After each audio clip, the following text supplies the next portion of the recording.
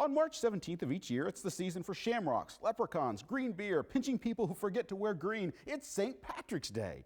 That's the day we celebrate the Irish saint who somehow convinced all the snakes in Ireland to pack their bags and move it to England.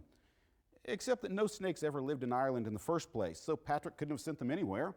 And Patrick wasn't Irish at all, he was British, and no church has ever officially named Patrick a saint. So if St. Paddy's Day isn't about an Irish saint with a knack for sending snakes to England, what are we celebrating on March 17th? Now, the true story of Patrick begins in the 4th century. He was born about the time that Christianity became the official religion of the Roman Empire. His dad was a deacon, his granddad was a pastor. But Patrick had no interest in Christianity. But when he was 16, everything in his life suddenly changed. Irish pirates were raiding along the western coast of Britain, and they took him as their prisoner. So Patrick ended up as a slave on a sheep ranch in Ireland. His slave master was a Druid priest and a clan chieftain. During those years of slavery, God transformed his heart. Now, after 6 years of slavery, Patrick had a dream that he should try to escape, and he did.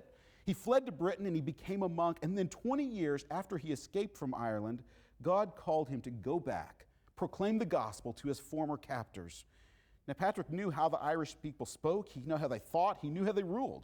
So he spoke the gospel first to the chieftains of each clan. And one of the first people to embrace the message of Jesus was Milchu, the man who for 6 years had been Patrick's slave master. Now, according to later tradition, he used the 3-leafed shamrock to explain the Trinity to the Irish. Just as the shamrock is one single clover with 3 leaves, God is one God with 3 persons. Now, there's no clear evidence that this really happened, but the Irish did see the shamrock as a sacred symbol, so it's possible. So it seems that Patrick died on March 17th in the year 493. Not Irish, not a snake charmer, never officially named as a saint, but a simple servant of Jesus Christ who shared God's love with the very people who had once enslaved him.